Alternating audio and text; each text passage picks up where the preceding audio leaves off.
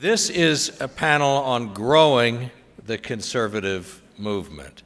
And before we begin and meet our panelists and get the dialogue underway, I want to take you through a little exercise, because what we're talking about is an absolute demographic imperative. I'm going to ask Nate in the back to bring up onto the screen an interactive widget that we have on our website. So write down our website's address, letfreedomringusa.com. Go to the home page, scroll down, and you'll see the interactive widget. Now, look at this bar. Let me make it clear, because not everyone, of course, can read the fine print. The colors going from left to right are the four primary demographic groups: white, black, Hispanic, and Asian, in that order. Each of the bars has the composition of the electorate as the Census Bureau either recorded it for the past or projects it for the future. The bars are for each presidential election going back to 2000 and all the way out to 2060. And then at the above and below each of the ethnic composition ones are sliders. Right now, the way they are set and the way they'll be when you first go to the page is the turnout percentage and the presidential preference percentage by party for the 2012 election. So if everything remained exactly the same presidential preference for each of the four demographic groups, same turnout from each of them, you can see going forward, whichever one you want to look at, the Democrat side or the Republican side. And by the way, this is not a partisan event, as my friend Fred Anton would have me point out, but what the point that is made here, this is presidential selection.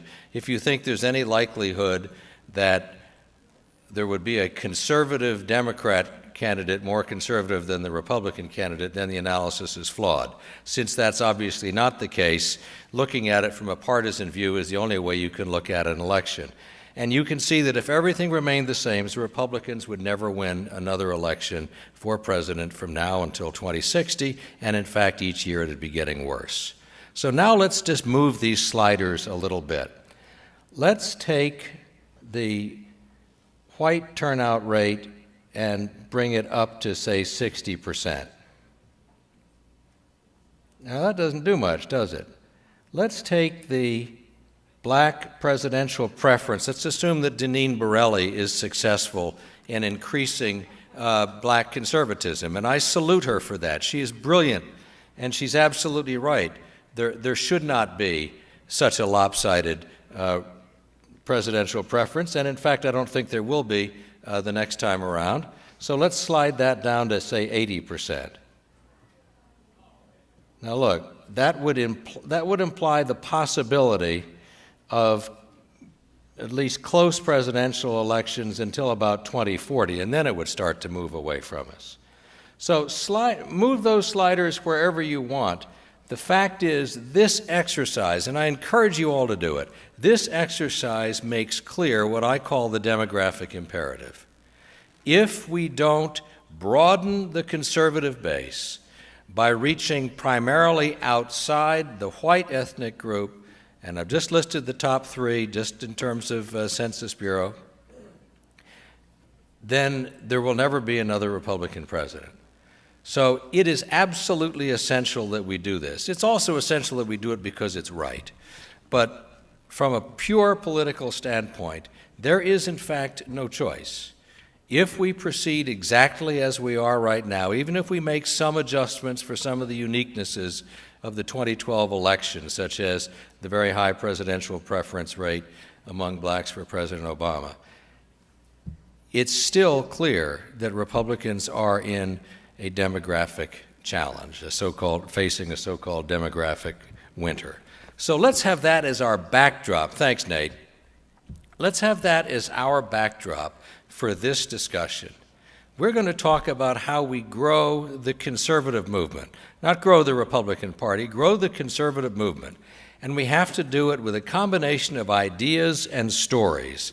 But each of our panelists has some unique perspective, some unique constituency that they can speak to. So I'm going to ask each of our panelists to begin by talking about that grouping that they know best for 3 or 4 minutes, and then we'll do a series of questions and answers and allow the floor an opportunity to speak, and we'll also try to get the schedule back on track because we are running a little bit late.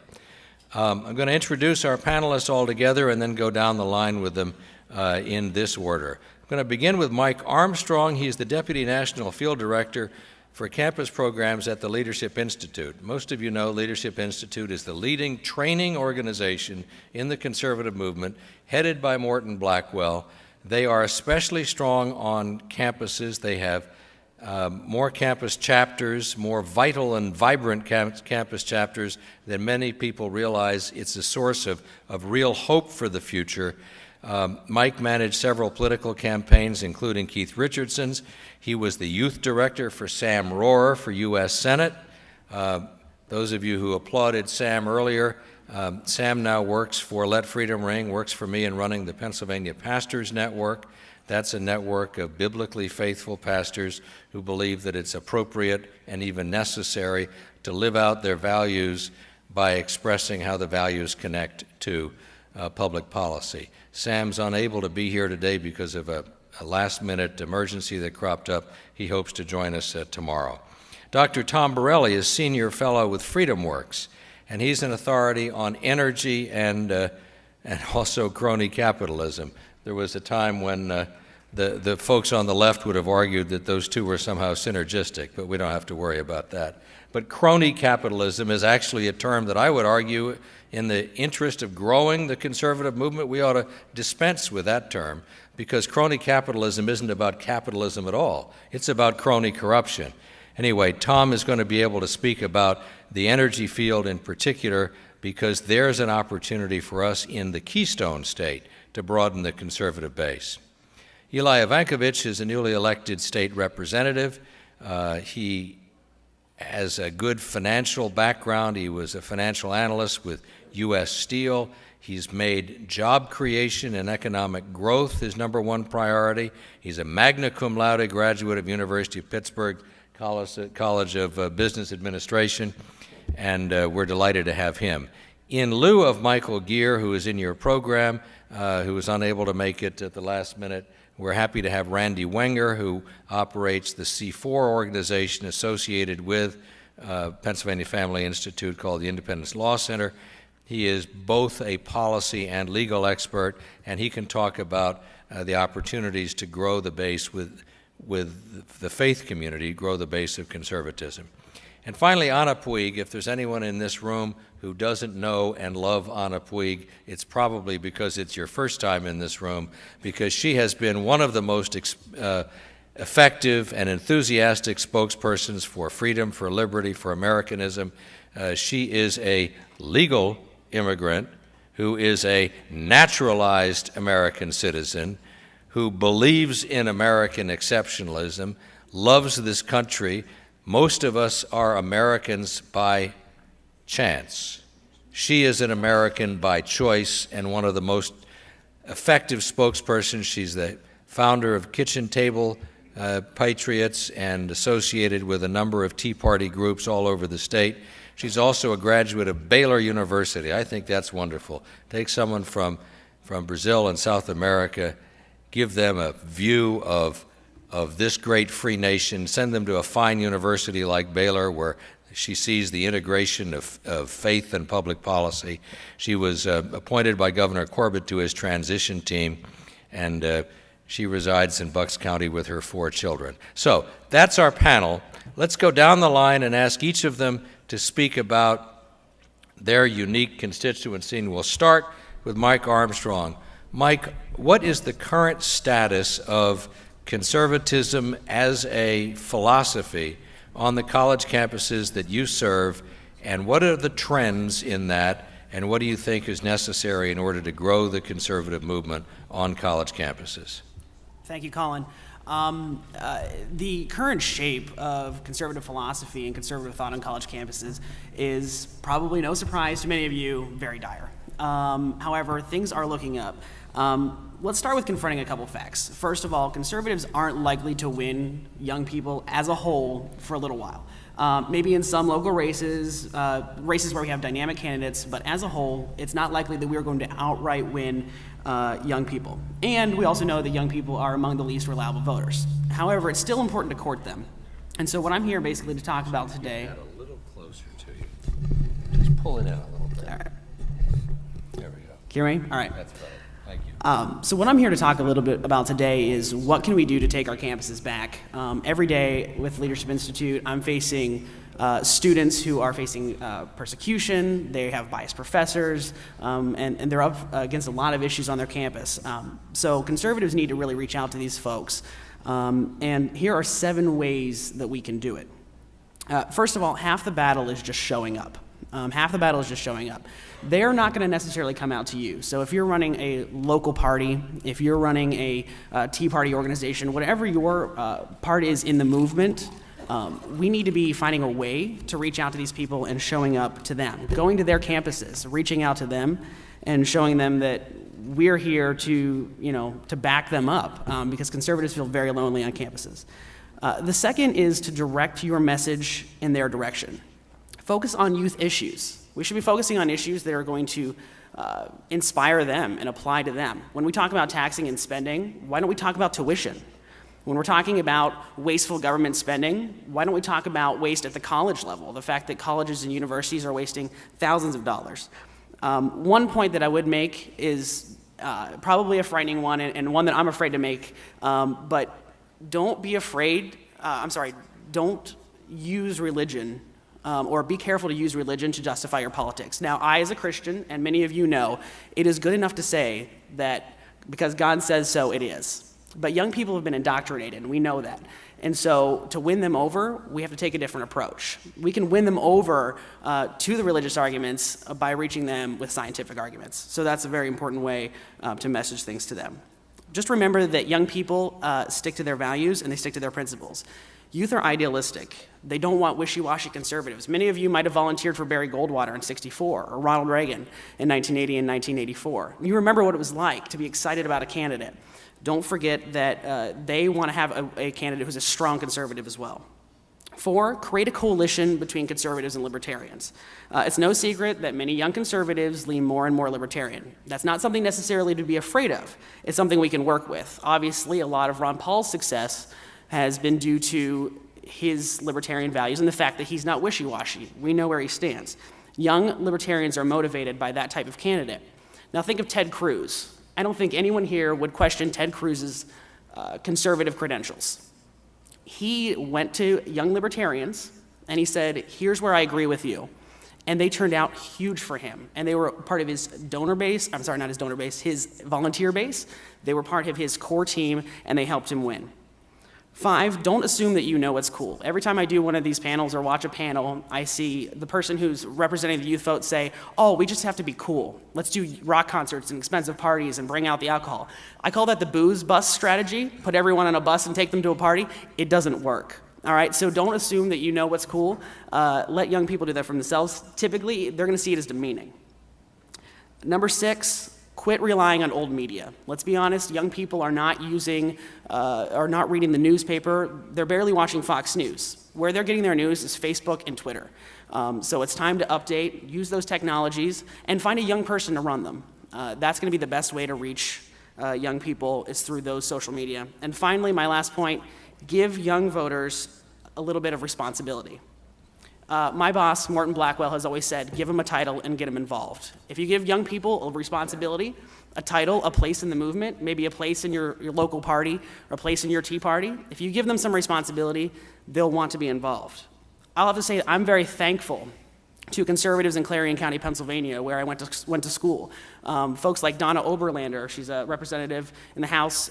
She'll be here later talking, and she gave me some responsibility. She trusted me to do things as a college student, and because of that, I've been dedicated to the movement. If we give young people a place and show them that we want them to be involved, they'll do it. Great. Terrific. Thank you, Mike. Tom Borelli. Good afternoon, everyone. My focus today is really on the partnership of big business and big government and the corrupting forces of what happens when that occurs. And this message, I think, can unify, and you can reach any audience, because everybody's really fundamentally interested in fairness and evenness, and everybody really has a distaste for special influence politics. And that's exactly what's been going on. Whether you call it crony capitalism, of corporatism, whatever fascism some people like to call it, whatever it is wrong. And the really good news is we have a number of really compelling stories that exposes really the hypocrisy of President Obama. Because, you know, he's out there saying, as my wife Deneen referred, he's out there, everybody wants a level playing field, and everybody wants a fair shot. Well, while he's saying that, his interpretation of fair shot is lining the pockets with his political donors and friends of the Democratic Party and favoring industries that he likes. For example, in the stimulus fund, one Department of Energy program, over about 80% of the money went to individuals, businesses that either gave to Democrats or gave to President Obama. 80%. I mean, that's outrageous. What a coincidence. You know, it's shocking. Then we have his focus on green energy, right? $90 billion of our stimulus money went to green energy. Well, we all know what happened to Solyndra. It's another campaign donor. They went bankrupt. Then there was A123, the battery manufacturer. They went bankrupt. And soon to be bankrupt, most likely, is a company called Fisker Automotive. Why should you be interested in Fisker Automotive? Well, it turns out that one of the key investors in Fisker Automotive is no other than Al Gore. Okay, so now stick with me on this. So our tax dollars went to bail out Gore's investment in Fisker Automotive. So Fisker Automotive can sell a $100,000 electric sports sedans to the elites. Talk about fairness. That will work with a lot of people when gasoline prices are really high. Then there's the Fortune 500 companies that cashed in on Obama's green stimulus, on Obama's plan. Many of these companies supported Obama's cap and trade plan. General Electric got $60 million, a gift. General Electric made $16 billion last year, yet our tax dollars went to bail them out when they didn't even need it. Utility companies, NextEra Energy, Duke Energy, Exelon, each one of those companies got $200 million grant. That's $600 million to utilities, as we all know, pay big dividends. Again, fundamental unfairness. And these are the kind of issues that we need to expose. Another one can go on forever almost with storytelling. Anybody hear of the company Duke Energy? Okay, Duke Energy, remember the Democratic National Convention did not want to take corporate money. They had a ban on it. All right, so Duke Energy gave a loan guarantee to the Democratic National Convention just in case they couldn't do enough fundraising. Guess what happened, Patriots? They didn't raise enough money. Duke Energy, the loan was exercised and they never got paid back. So Duke Energy just gave a $10 million gift to the Democratic National Convention. So much for not taking corporate money.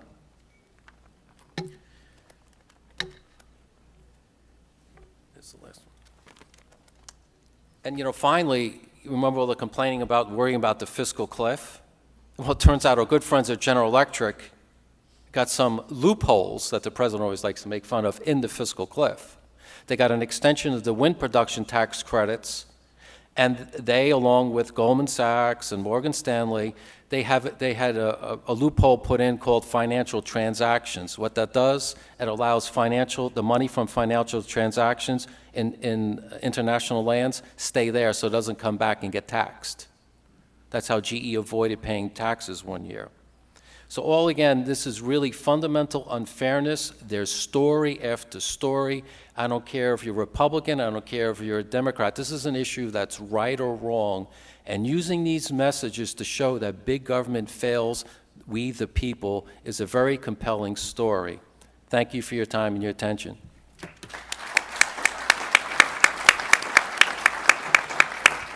Eli. Well, good afternoon. That's right. You'll be there. Well, good afternoon, everyone.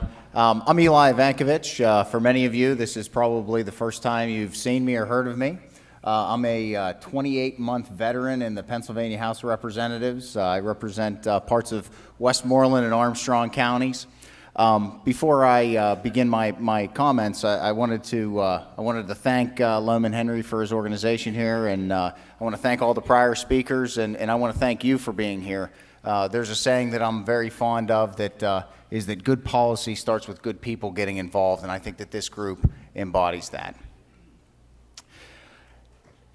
Go ahead, applause is okay. As Colin mentioned in the intro, I'm new to elected office. I'm new to politics. I come from, I'm a poor cattle farmer by my youth. Spent time in the steel industry, and I got involved because I had great concern over what our next generation and what my next generation was faced with in our state and in our nation. You know, our panel discussion here today is surrounded by how do we broaden our conservative coalition. You know, I wonder that had we woken up on November 7th to President-elect Mitt Romney or Senate Majority Leader Mitch McConnell, if we'd be having these discussions.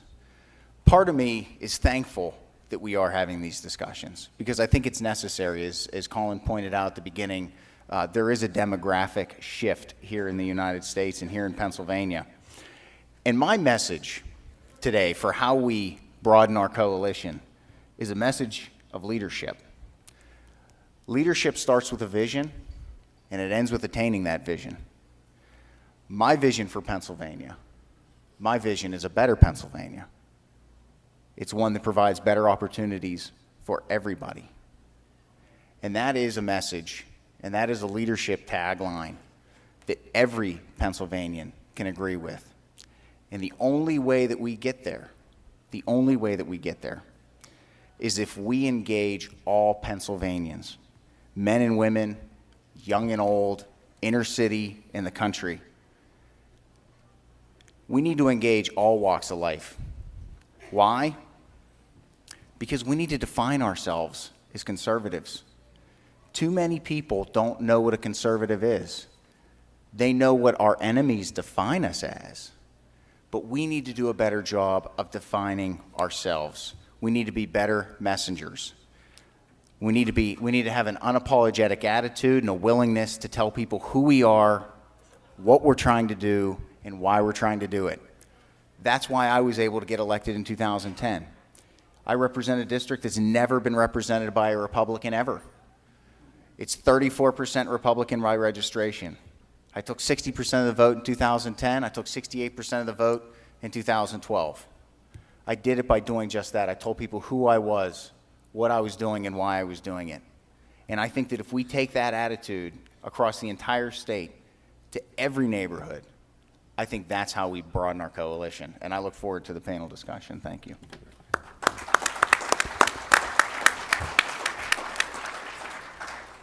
Now I've got this challenge. What do I do that's fair with the alphabet? Michael Gear is next.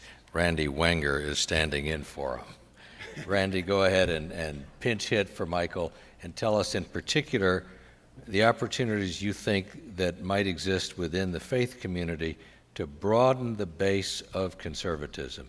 There are a lot of people who are regular church attendees who may not connect the values of the faith with the values that are the topics of discussion in public policy debates. How do we connect with the faith community outside those who are already with us? Well, I think we connect with those in the faith community by talking about things that matter to the faith community. And if I can just back up a bit, but I think ultimately answer the question that you're getting at, there have been a lot of people who've suggested that we boot social values issues as conservatives because that just doesn't resonate with people. Well, I don't think that's true. I think social values resonate with a lot of people. Still, detractors will say, hey, look at what happened with a couple of key U.S. Senate races. They could have won those races had they answered those questions differently. Well, that's probably true, but I think there are a lot of people who are looking for an excuse to get rid of social values. But if we really want to reach those in the faith community, regardless of race, and that can be a huge inroad within the African American and Hispanic communities, is to talk about social values, but to talk about them correctly. And if I can give just maybe a case study, I'd like to talk about Rick Saccone, who was elected in 2010 in suburban Allegheny County. His district was less than 30% Republican, held by Democrats from time out of mind, but he was elected, and he told me afterwards, you know what, I'm getting so much feedback when I'm going door to door on one issue in particular. It's the issue of abortion. And so he talked about it. He talked about it clearly. He talked about it logically. He talked about it compellingly. And he got elected in a district that, by all statistical means, he never, ever should have won. He was elected along with a lot of other conservative freshmen in 2010.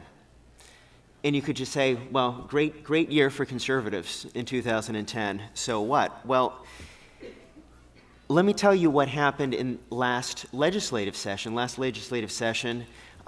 The conservatives did something. They passed the most significant piece of pro-life legislation in more than 20 years. So naturally, there were some constituencies who said, let's spend a lot of money against these folks and get rid of them. And after spending about $1.2 million, every single one of those conservative freshmen came back. So I think what that says at the end of the day is when we talk about these issues and message them correctly, we get people on our side. We need to tell stories. We need to tell stories like about Kermit Gosnell and the trial that's going on right now, a trial that involves, among other things, 7 counts of murder for babies born alive after attempted abortions.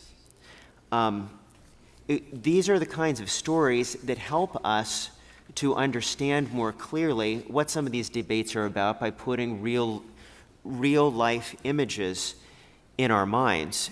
It changes the way that we think about issues, and it draws people in. So I'd like to salute Representative Scott Perry for going to the floor of the House of Representatives and holding the press to task for not covering this issue. And that's exactly the kind of thing what Congressman Perry did in reaching out on an issue like that truly broadens the base, not only among religious-minded people, but those who agree with those values issues. Well stated. Thank you, Randy. And now Anna Puig, who is State Director for Freedom Works and one of the founders of Kitchen Table Patriots, therefore came up through the Tea Party movement. A lot of people are saying that the Tea Party's over, the Tea Party's dead. What is your assessment of the Tea Party movement in 2014 and going forward? And what's your sense of enthusiasm and the extent to which the Tea Party movement is either continuing to build or changing into a different kind of political force? Is it still a strong and vital force that's part of the opportunity to grow the base of the conservative movement? Thank you, Colin, and thank you for the nice introduction, and thank you, Loman Henry, for having me again at the PLC. I appreciate the opportunity to speak to these great patriots today. As Colin mentioned previously, I was born and raised in Brazil, and I moved to this country with my family in 1986. I didn't speak a word of English, so for me to stand here today and speak about conservatism in America in English to a large group like yourselves is, amazing, and it almost brings a tear to my eye because I never thought I'd have an opportunity like this in my life. So I am very appreciative to America. It's made me who I am. I came here with absolutely nothing. My family moved here with 8 suitcases, and through hard work and no government entitlements, we became something. Today, my dad is retired. His mortgage is almost paid for. I do well for myself. I don't depend on the government. I am a single mom of 4 kids, and hopefully my kids will be doing well in the future as well. I'm striving to be that 1% that everybody seems to put down these days. So,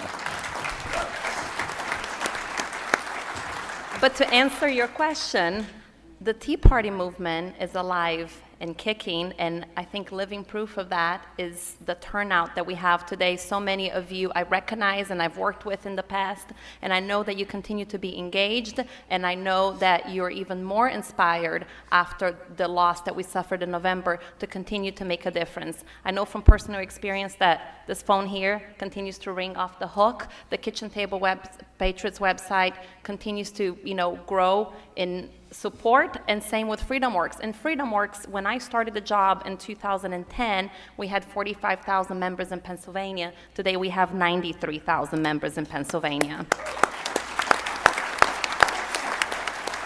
But having said that, I think we have a key issue going forward, and that's unity. The Republican Party and the conservative movement, whether you want to call it the Tea Party, the grassroots, we need to stop the infighting. We need to come together like the Democrats do, and we need to work together. And it's not about pandering for votes. It's not about putting up television ads 2 months before elections and hoping that you're going to be able to reach. Let's talk Hispanics, because that's really who I represent here today. You're not going to reach Hispanics 2 months before the elections and hope to get their vote. That's not how you do. You don't pander for votes. You actually have to go into the community and educate. And that's what I see missing in the Republican Party and even in the Tea Party movement. From experience, in the past election cycle, I worked for the Tom Smith campaign on behalf of FreedomWorks. We got out the vote. But do you realize how hard it was to actually get people to go into the minority communities, to volunteer to do that, and to talk to them, and to educate them? It's not to talk about vote for me because, I look good and because I'm going to save you. You have to explain what you're going to do to them. Hispanics by nature are conservatives like us. So there's a missing link here. How are we losing their vote? How is it that 71% of Hispanics voted for Barack Obama rather than Mitt Romney in this election?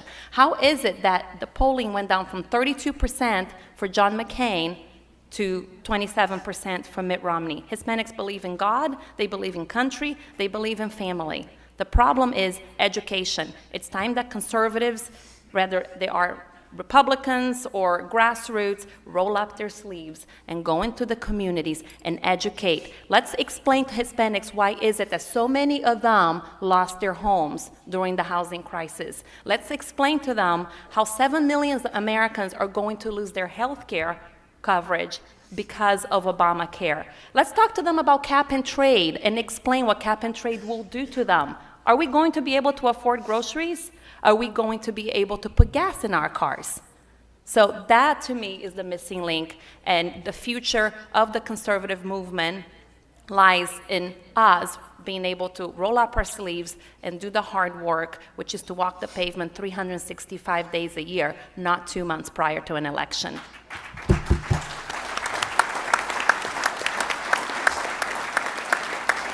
Now let's quickly recap. Eli talked about the value of telling stories, connecting with people, explaining where your passion comes from. That's a way to reach people outside of any established political, ideological, partisan, or demographic base. Tom talked about the importance of educating people about the nefarious relationship between big government and big business.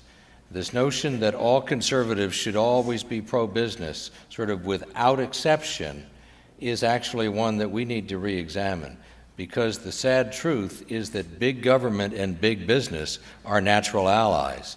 They're the ones who figure out preferential treatment. It's the small business that is truly the backbone of America, the backbone of the conservative movement. That's a great story to tell.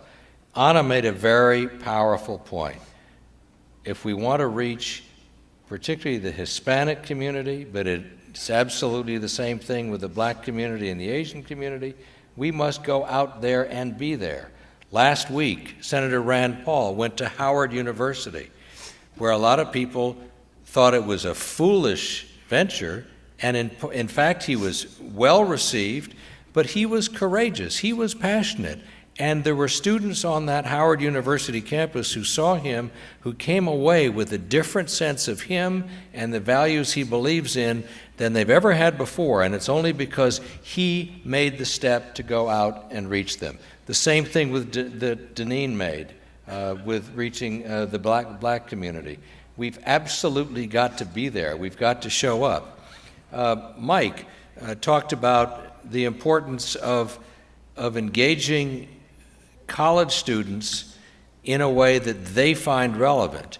And it may not be by using the conservative label right now. There's no question on many campuses that libertarianism is sort of more acceptable than conservatism. I would argue that we don't really need to use any of those labels, either of those labels.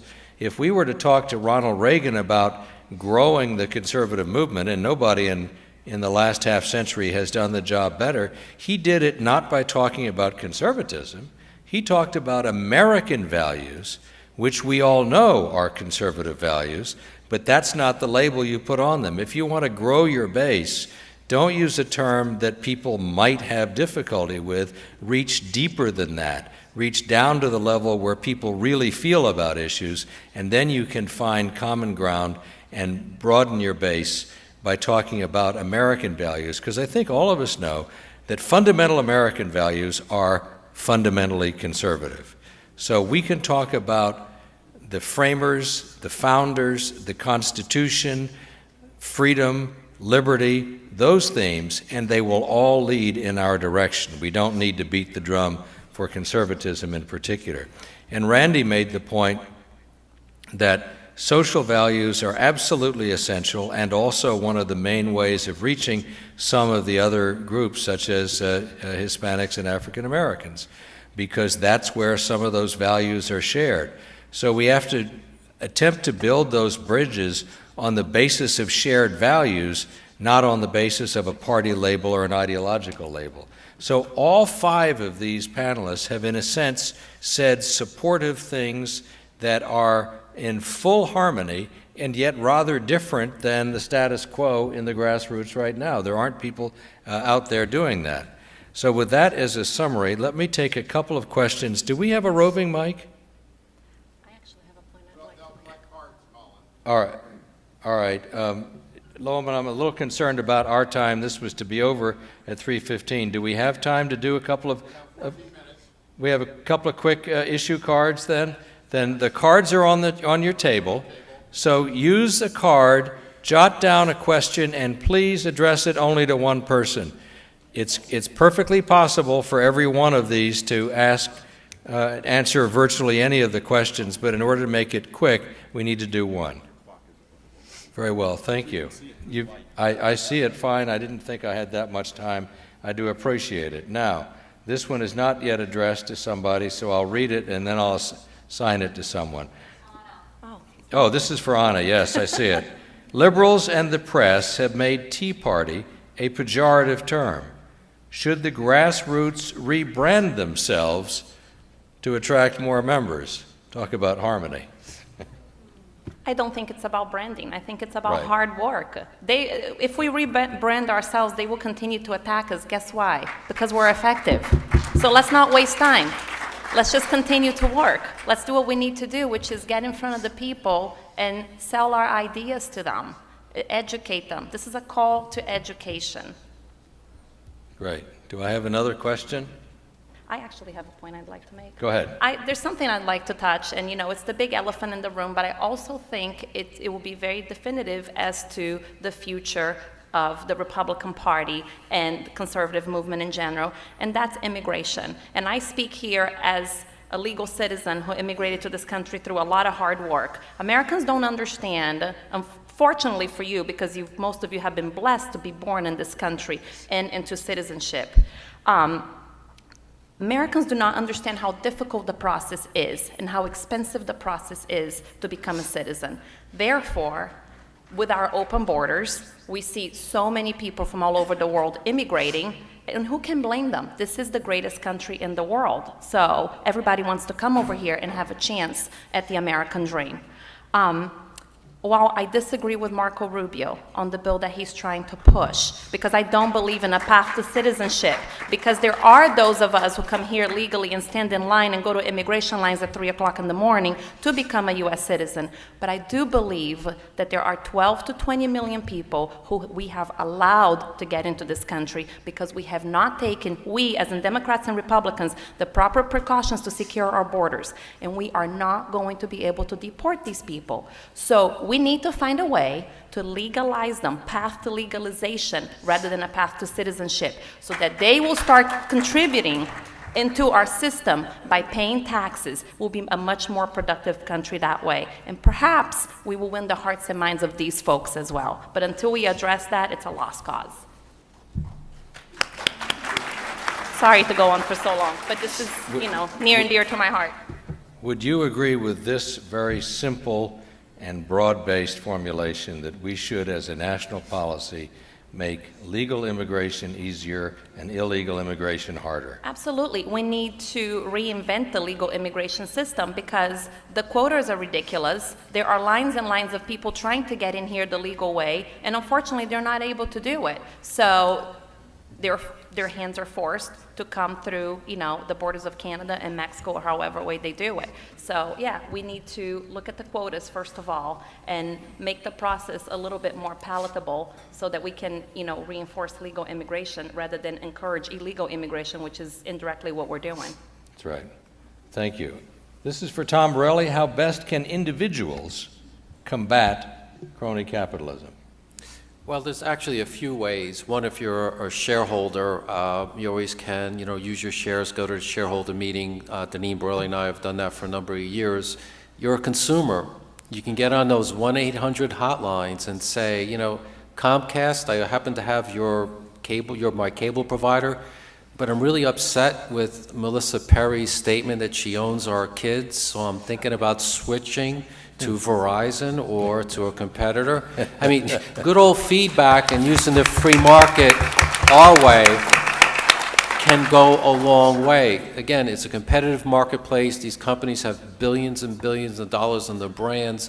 The challenge that we have is the left has played this game forever, and we haven't engaged in this yet.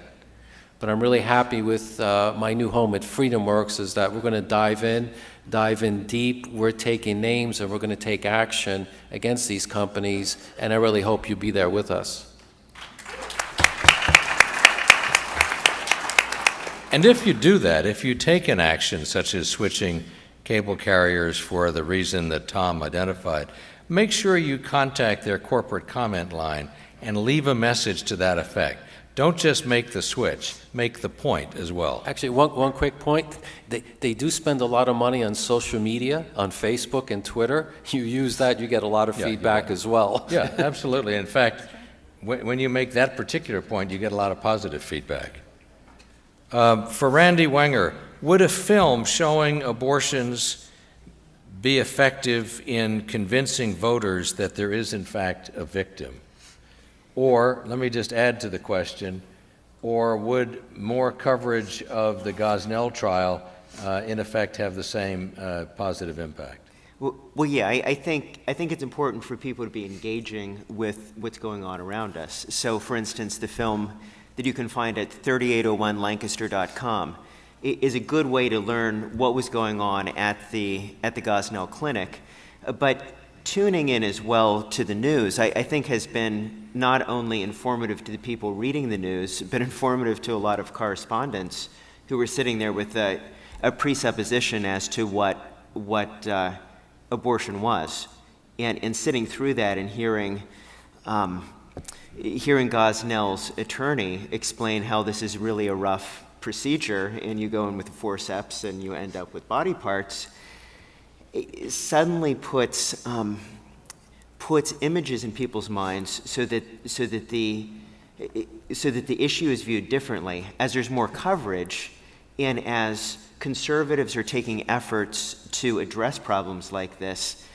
That's where people who care about those issues can then come along with us and say, yeah, this is a movement that I want to be part of because they're making a change to a problem that's out there. Great. Thank you, Randy. This is for Anna again. What potential 2016 presidential candidate is best positioned to draw in minorities, especially Hispanics? Okay. Ted Cruz, Marco Rubio. I mean, I'm biased here. While I disagree with Rubio on the way he's pushing this bill, I don't think this is the way to do it. I like who he is. I like his policies. He's a great, He's a charismatic speaker. He understands what this country is all about. He has seen the other side. His family, like my family, came here through nothing, same with Ted Cruz. And I think they could definitely reach out to this growing market of Hispanic voters. They make up 10% of the electorate. And if Barack Obama is able to legalize them through citizenship, they will be a huge voting bloc in the United States. And at that point, I don't even know that a Marco Rubio or a Ted Cruz can turn it around for us. So we'll see what the next 4 years will bring. Okay. On with Anna still. A new MSNBC Wall Street Journal poll shows that Hispanics are turning away from social conservatism. How much weight do you give that poll? Have you looked at it? I don't know that I trust polls so much these days. You know, it can be so biased. Who is the pollster, right? So you have to look at that. I think Hispanics, from my personal experience growing up in Latin America and going back every year and having traveled extensively throughout Latin America, is that Hispanics are social conservatives at heart, and that will never change. That's like telling Americans that you no longer like hamburgers. Come on. So. And Randy, do you have any perspective on that? Well, I'd agree. There's often a lot of difficulty in polling because what exactly is the question being asked? Depending on how you ask the question, you can end up with a very different result.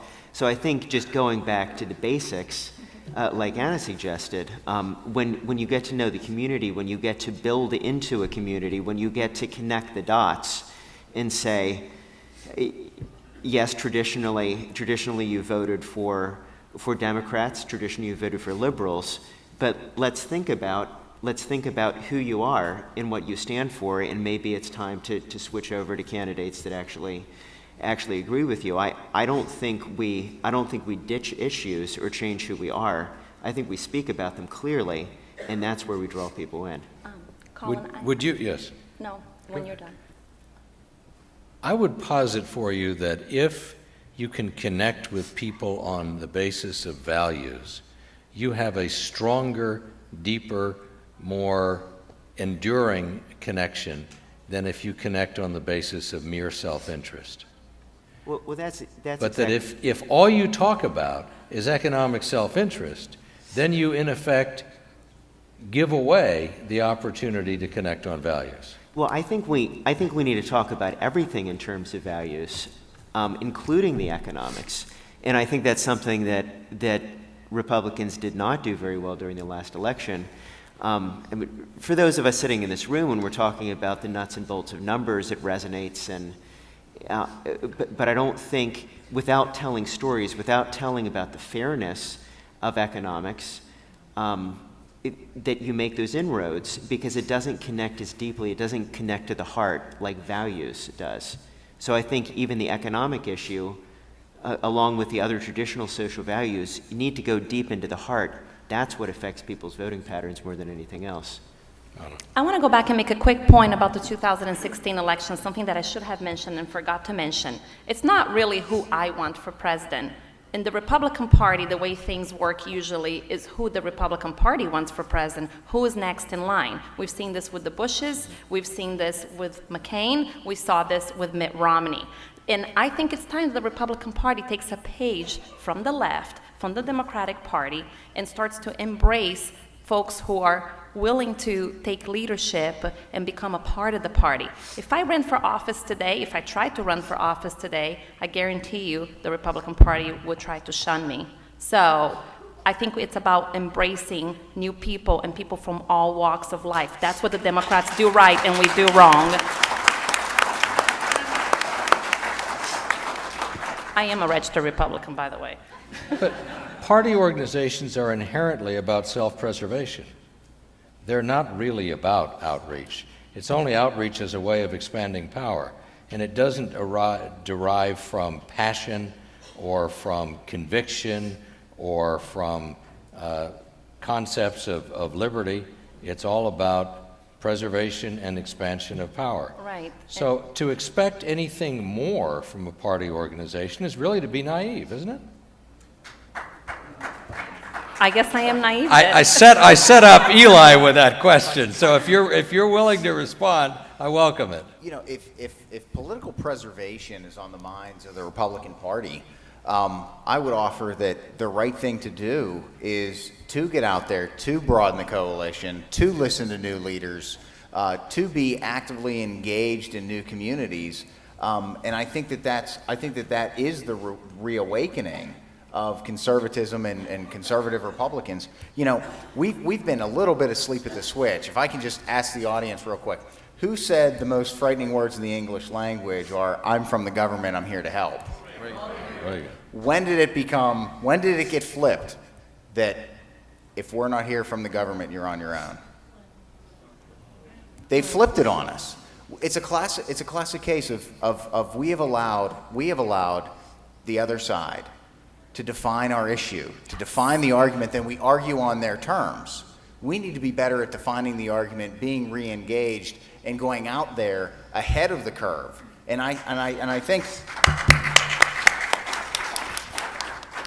to the point is that if the Republican Party is going to move forward and is going to be anything bigger than it is today, then we absolutely, as a party, have to encourage and embrace new leadership. New leaders, not like replacement leadership, just new ideas, new leaders. But if your strength comes from your constituency, from your enthusiastic grassroots base of support, you are largely invulnerable to manipulation by the party, by any kind of political party, any kind of leader.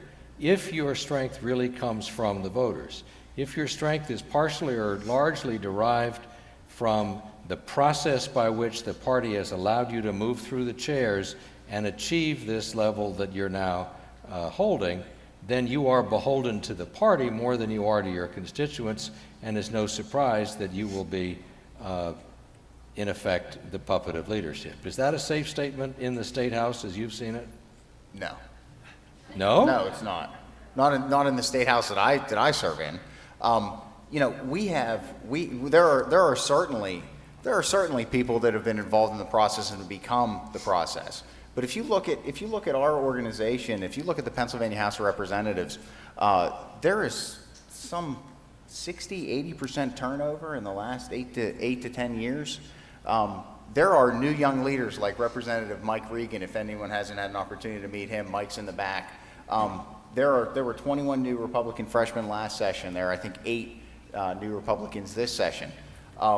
I think that there is perhaps a little bit of a rebirth that people aren't seeing, and I encourage it. I think it's great. Well, great. All right, our time is up. Let's thank our panel.